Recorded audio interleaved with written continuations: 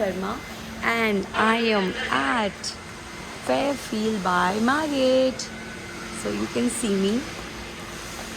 Okay guys, so I'm all ready and मेरे caption भी वो रहे एंड हम लोग जा रहे हैं ताजमहल देखने.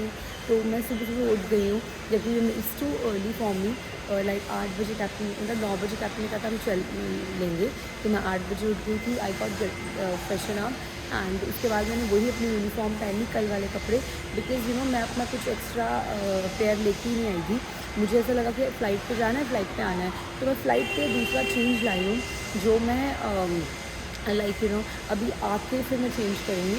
तो मैंने सोचा कि चलो let's utilize this one, because मुझे एक्स्ट्रा पेयर ऑफ क्लोथ तो लाई नहीं थी. तो ये पहन लेते हैं क्योंकि इसमें मेरी ज़्यादा पिक्चर्स भी नहीं है. एंड जो आज मैं पहनने वाली हूँ उसमें मैंने पिक्चर्स क्लिक करवाई हुई हैं. क्योंकि मेरी जब ट्रेनिंग हुई थी दिल्ली में, आपको याद होगा मेरा जो मैंने आपको डायल वाला व्लॉग दिखाया था, जो मेरी ट्रेनिंग का व्लॉग था, उसमें I was wearing that cloth. तो आज मैं वही पहनने वाली हूँ. वैसे भी हम ताजमहल देखने जा रहे हैं, मुझे इतनी गर्मी हो. And then definitely once you come back you can't wear the same thing for your flight. So मैं तब चेंज करूँगी. और बस अभी मैंने ब्रेकफास्ट नहीं किया है क्योंकि मेरा प्लान है any which ways I am not early riser. तो जो रात का खाया है अभी तक मेरी वही डाइजेस्ट नहीं हुआ है. सो हम लोग वापस आएंगे. उसके बाद में maybe I will directly off for brunch. Yes, मैं ब्रंच करूँगी. एंड अभी हम जा रहे हैं ताजमहल देखने. सो मैं आपको एक क्विक व्यू दिखाती हूँ. I am in Agra right now and ये रहा कॉस्मो मॉल. और रात को जब हम आए थे मैं आपको कह रही थी इंटरकनेक्टेड है. तो इसी मॉल के अंदर we have this hotel which is Fairfield by Marriott. So हम लोगों ने कैब ले ली है and it's a 20 minutes drive from our hotel. So whoever is coming and they don't want to stay far, अगर उन्हें कहीं पास में, तो I think this hotel is also a good option. It's a comfortable stay and आप लोग यहाँ पे रुक सकते हैं फेयरफील्ड बाय मैरियट. एंड एक बार मैं वहाँ पहुँच जाऊँ and then we gonna show you the entire. So it's been like ages जब मैं पहले आई थी and I so want to see the difference कि जब मैं लाइक बचपन में आई थी तब कैसा था, क्या चेंजेस. बिकॉज लोगों ने बोला है इट हैज़ मतलब government has done a lot for its maintenance. तो देखते हैं. And look at the mustard sea. तो guys we have reached here and सबसे पहले आप आओगे और आपको आते ही लाइक जो आपका प्राइवेट व्हीकल होगा बाहर छोड़ देगा. तो वहाँ से 1 किलोमीटर का वॉक है. इधर यू कैन वॉक. और यहाँ पे आके एक बोर्ड था जहाँ पे स्कैन करके आप पेमेंट कर सकते थे. तो ticket is for 245 rupees and for guide for full day it's 25 and for half day it is like 1200 something like that. So it's always better to have a guide because ये आपको explain करेंगे and आपको तो अंदर कुछ पता चलेगा नहीं. Taj Mahal has a history. It is not just that आप जाओ और एक मॉन्यूमेंट देख के वापस आ जाओ.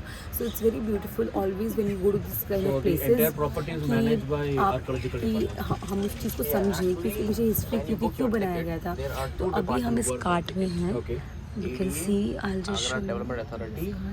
And हम खुद भी कार्ट में बैठे हुए हैं. And then अभी we just waiting for other passengers also. And फिर हम लोग एक साथ जाएंगे. And जैसे भी होगा मैं आपको पूरा बताती रहूँगी. So stay tuned.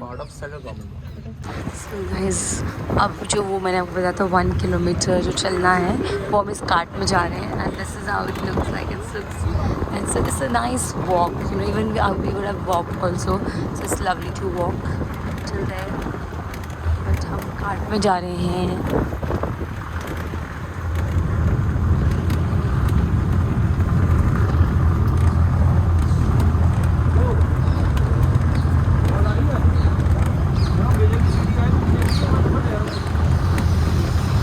So guys, अभी हम अंदर जा रहे हैं और ये भी लाइन.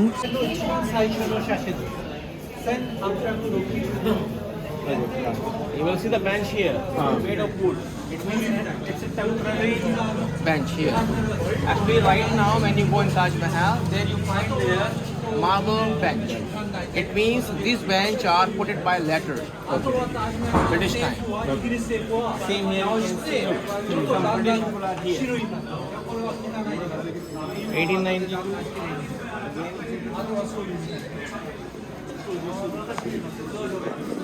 सो गाइस अभी हम लोग गाइड के साथ हैं, वो हमें समझा रहे हैं. Still British time in India, and you can see the bench here. Yes, there. 1959, after.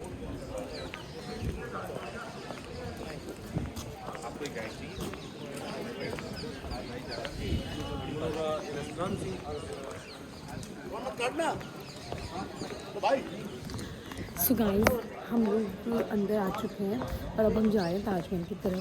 सो आप लोग देख रहे होंगे कि मेरी कैप ऐड हो गई क्योंकि ठंड लग रही थी और फिर मैंने कैप पहन ली.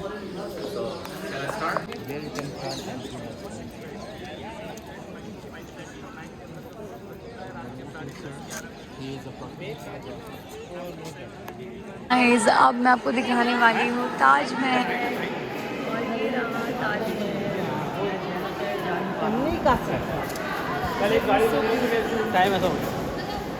गाइस हम लोग ताजमहल पहुँच चुके हैं और ये देखिए कितना खूबसूरत है ये.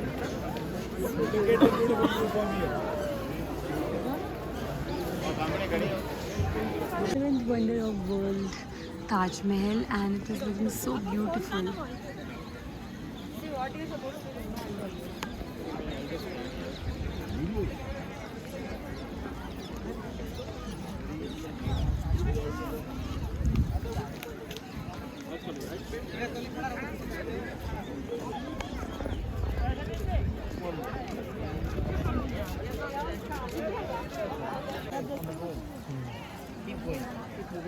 So it is the closure view of Taj Mahal. How beautiful it is, how wonderful it is.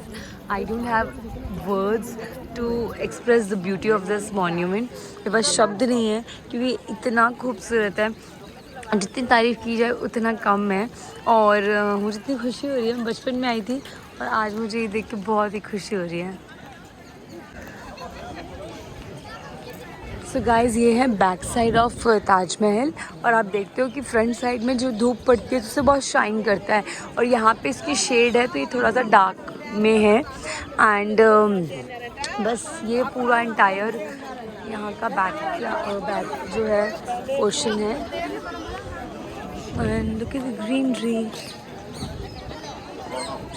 So I am just loving it. And जो मेरी बचपन की यादें थी वो ताज़ा हो गई because that time I came with my family. Guys अभी हम लोग अंदर आ चुके हैं and we have shoe covers.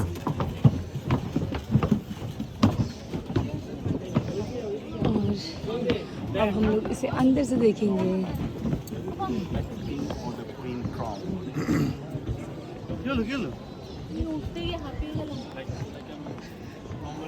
सो यहाँ पे देखिए सबने शू कवर पहने हैं. मतलब इतना सुंदर है और इसको मेंटेन करने के लिए यहाँ कंपलसरी है कि आपको अपने शू कवर्स पहनने ही पहनने हैं.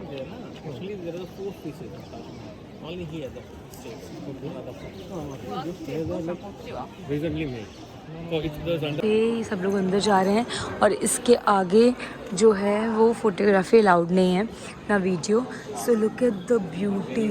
मतलब how beautifully they have crafted. मतलब मार्बल पे मार्बल का काम करना मीन्स कितना ब्यूटीफुली इन्होंने इसे क्राफ्ट किया हुआ है. एंड मैं आपको एक और बात बताती हूँ.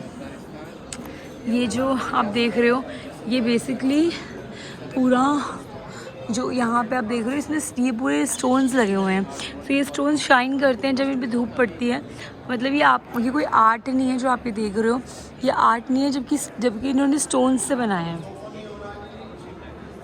Shahjahan spent before to complete this Taj Mahal. Billions of dollars, you can say. He was spent 40 million gold coin. And he used silver and gold coin as a currency. Suppose if he make one more over there, then he have to spend double amount. So black marble compared to white marble, double expensive. That is why he was a. So guys, this is the backyard of मतलब ये ताजमहल का back side है जो यमुना नदी है ये. और जो आप वहाँ पे देख रहे हैं ब्लैक, वहाँ पे वो बेसिकली वहाँ पे एक ब्लैक ताजमहल बनाना चाहते थे. वाइट ताजमहल मुमताज़ के लिए था, वो ब्लैक ताजमहल खुद के लिए बनाना चाहते थे. That is why he was stopped from these guys. The another guys, they know how to create the designs. And they stick with the glue on the top of marble. After that, what he did, he truss out. They truss all the pieces, then they take out.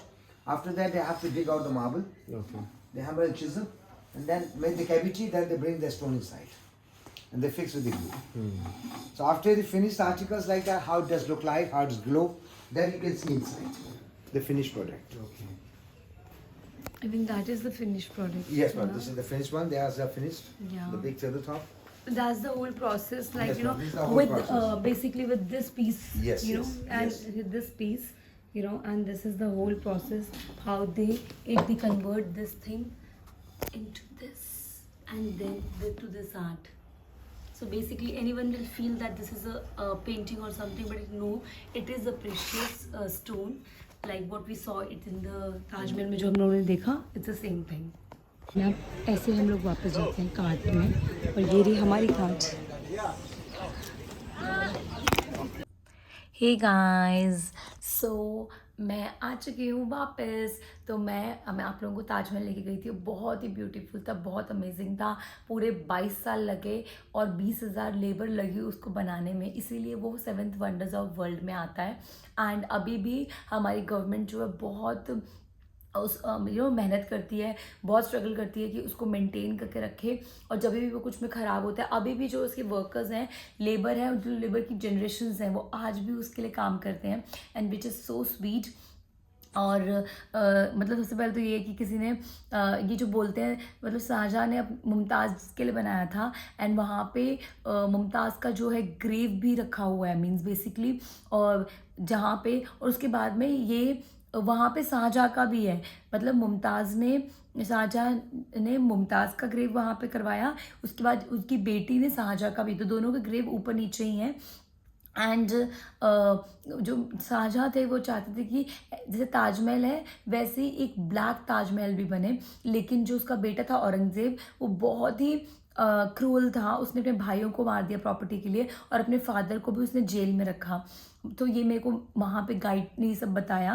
तो देखो पैसा क्या क्या करवा देता है. But ठीक है, अच्छी बात ये है कि जो शाहजहाँ ने मुमताज़ के लिए किया, और ये जो बोलते हैं ना कि उसने लेबर के हाथ काट दिए थे, तो कुछ नहीं था, ये फेक स्टोरीज़ हैं. उसने लेबर को जाने नहीं दिया था आगरा से बाहर, बट बाद में उसने उसी लेबर को दिल्ली भेजा. जो वहाँ पे दिल्ली का किला है वो भी उस सेम लेबर ने बनाया जिन्होंने यहाँ का ये ताजमहल बनाया. सो बस उसके बाद में फिर मैं आ गई थी, क्योंकि मेरा फ़ोन मेमोरी इशू की वजह से मैं कुछ और ज़्यादा शूट नहीं कर पाई. फिर अभी मैं आके इसको बैकअप पे लगाया, और बस 1 घंटे में मुझे रेडी होकर नीचे जाना है. और फिर हमारी फ़्लाइट है 5 बजे. तो अब मैंने यम्मी सा लंच ऑर्डर किया, क्योंकि मैंने अपना ब्रेकफास्ट नहीं किया था. और मैंने मंगवाई है ये chicken biryani with some burani raita, papad and some chia. ये मैं पहली बार ट्राई करने वाली हूँ, some chia pudding in coconut milk. So let me just lunch करती हूँ एंड फिर आपसे मिलती हूँ. हे गाइस, सो मैं अपनी आधे घंटे की नींद लेके सर दर्द में उठ चुकी हूँ. बेसिकली हुआ क्या कि हमें निकलना था 3:30, और पता नहीं कुछ कन्फ्यूजन था होटल का लेट चेकआउट का. तो उन्होंने हमको 3:30 अलाउ ही नहीं किया, उन्होंने हमको 3 बजे बोला. तो इस वजह से मैं 2 बजे सोने गई और 2:30 बजे उठ गई. फिर मैं रेडी हुई, तो I am all set now. And बस अब हम लोग चेकआउट करेंगे. मैं जा रही हूँ रिसेप्शन पे देखने के लिए कि केटरिंग आ गई कि नहीं आई, और फिर बस अपनी जल्दी से चाय पी के मैं निकलने वाली हूँ. तो ये रहा मेरा फुल लुक. ये लुक आप पहले भी देख चुके हो. Like you know, it's black high neck Uniqlo का with this cargo green blazer. और मैं कुछ दवाई खा रही हूँ जो मेरे गले में अटक चुकी है. And this trouser, with this I am wearing this cargo green bellies only. और बस फिर हम लोग निकलेंगे, और 5 बजे हमारा डिपार्चर है. 3:15 ऑलरेडी हो गए हैं. और hey guys, so we are at Agra airport and that is my aircraft, the tiny one. ये है मेरा एयरक्राफ्ट.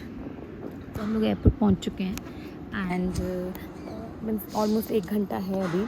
अगर पैसेंजर्स 5 बजे तक आते हैं तो डिपार्चर हो जाएगा, वरना 5:30 होगा. And so we waiting. Captain is doing their medical.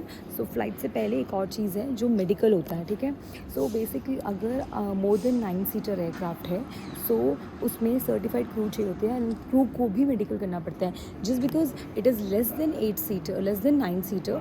ये बेसिकली 6 सीटर एयरक्राफ्ट है, तो इसीलिए इसमें मेरे को मेडिकल करने की ज़रूरत नहीं है. Because I am not going as a crew, I am going as a passenger on boarding pass. तो ये एक नई चीज़ है जो मैं आपको बताना चाहती हूँ. सो ये है क्रू का मीन्स एक और साइड. एंड बाकी ये है आगरा एयरपोर्ट, छोटा सा ही है, कोई ज़्यादा बड़ा नहीं है. This is Indigo office. यहाँ पे मेडिकल होता है. एंड बूढ़ा सन. एंड सो यही है. मेरे को आई होप आप लोगों को मेरी ये जर्नी अच्छी लग रही है as a corporate cabin crew. सब लोग I think I am sure बहुत सारे यूट्यूब ब्लॉगर्स हैं, कॉर्पोरेट भी ब्लॉगिंग करते होंगे और कमर्शियल एयरलाइन के भी कैबिन क्रू करते होंगे. पर मुझे आपको कॉर्पोरेट साइड दिखाना था कि कॉर्पोरेट कैबिन क्रू होती कैसे है. सो इसमें पूरी रिस्पॉन्सिबिलिटी हमारी होती है. अगर आपकी केटरिंग हो गई, ड्राई स्टॉक हो गया, it's all you have to do. There is no one for you who is doing it. Commercial में क्या होता है कि ऑलरेडी उनका एक डिपार्टमेंट है जो ये सारी चीज़ें उनके लिए करता है. So stay tuned, we're just waiting for the passengers. So guys, we have taken off now for Delhi.